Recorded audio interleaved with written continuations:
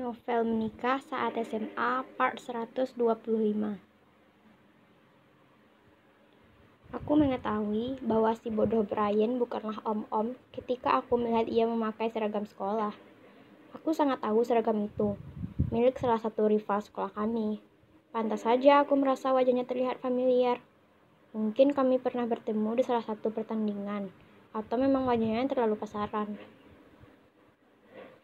Yang ini kamar gue. Brian menunjuk kamar yang ada di hadapan kami. Kamarnya terletak di pojok ruangan lantai 2. Sebelumnya kami telah mengelilingi seluruh ruangan di lantai 1. Dan jangan tanya aku bagaimana mewahnya ruangan keluarga mereka. Aku bisa mati karena iri. Gue masuk dulu. Lo tunggu. Subscribe dulu ya. Gue di sini. Brian membuka pintu lalu menghilang di baliknya dengan cepat. Aku tidak bisa melihat isi kamarnya. Lagi pula aku juga tidak tertarik. Aku berjalan mendekati aula besar yang di sepanjang dindingnya terpajang begitu banyak piagam penghargaan dan foto-foto keluarga. Aku melihat satu persatu foto dan piagam itu. Piagam penghargaan sebagai koki terbaik sepanjang tahun 2010 dalam Save on the Road. Terbaik sepanjang tahun? Oh my gosh. Save on the Road adalah ajang kompetisi memasak yang diadakan sepanjang jalan. Acara ini sangat terkenal. Kutebak bahwa piagam ini milik Tante Bunga. Memangnya siapa lagi di rumah ini yang pintar memasak? Mungkin rumah ini memiliki chef pribadi.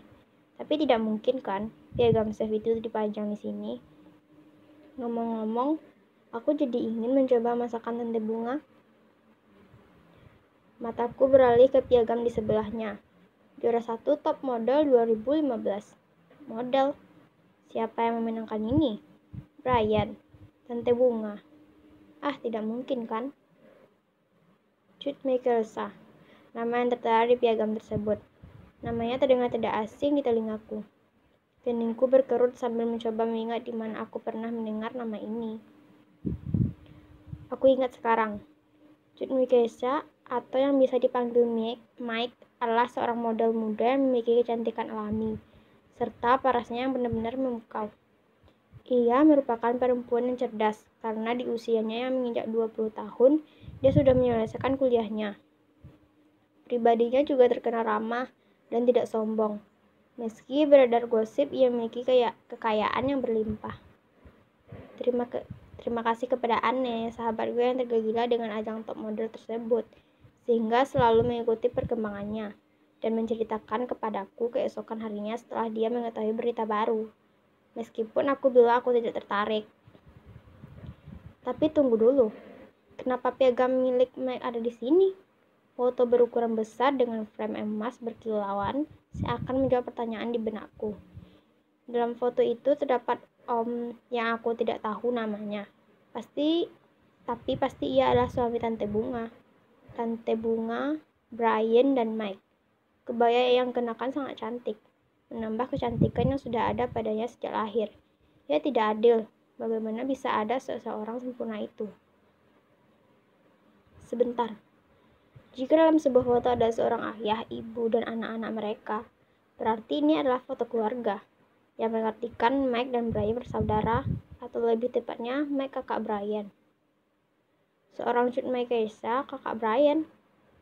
Aku mengamati wajah Brian dan Mike, dan mencoba menemukan kemiripan di antara keduanya. Jika diperhatikan baik-baik, cara mereka tersenyum tidak sama, dan tidak ada mirip apapun. Anyway, Anne bisa heboh banget kalau tahu sekarang aku berada di rumah seorang Cut Mekelsa. Mungkin sebaiknya aku tidak memberitahunya. Aku kembali fokus untuk mengamati foto dan piagam di hadapanku. Favorit Book 2008, Liga Kompetisi Basket SMP, Juara 1 Modeling 2011, Juara 1 Beauty Contest 2013, dan masih begitu banyak piagam lainnya. Keluarga ini benar-benar penuh kejutan. Mataku tertuju pada sebuah foto berukuran 4R yang tidak terlalu mencolok. Itu Brian.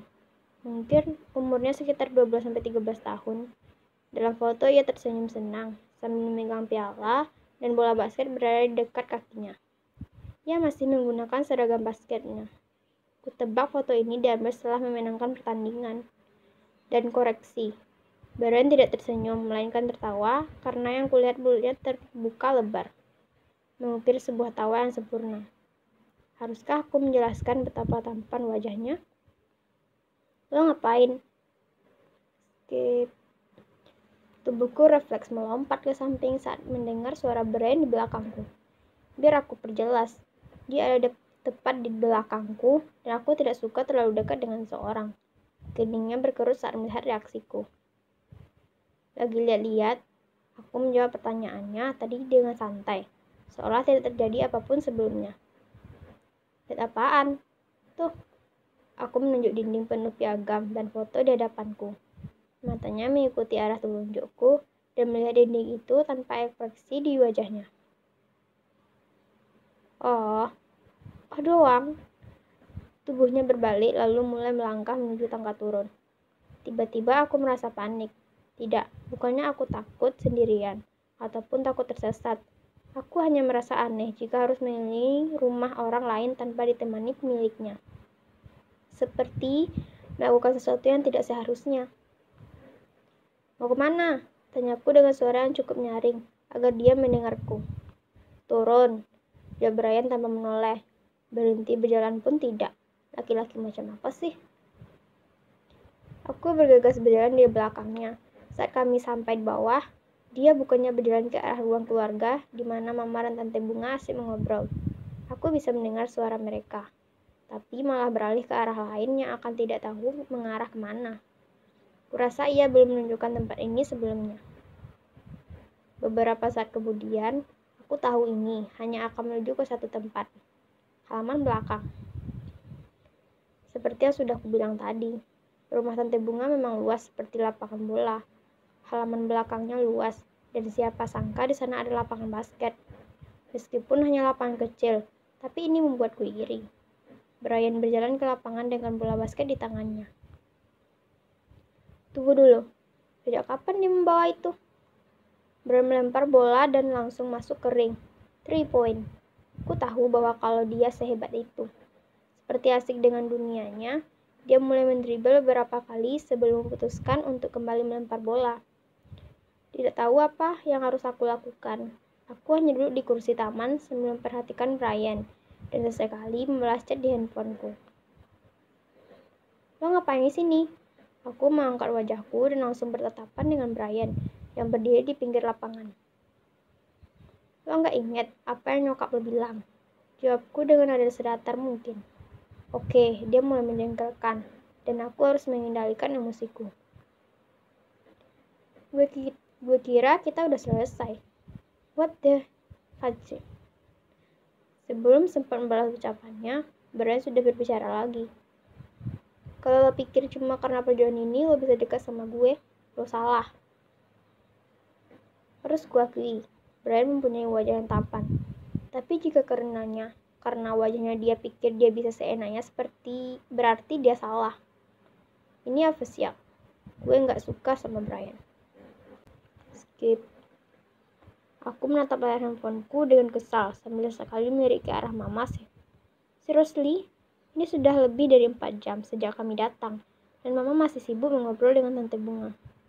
Jangan tanya aku apa yang mereka bicarakan. Aku terlalu sibuk dengan duniaku, karena aku juga tidak tahu. Aku menghela nafas. Harus tunggu beberapa lama lagi sampai ini selesai sih. Jadi menurut kalian gimana? Ini saat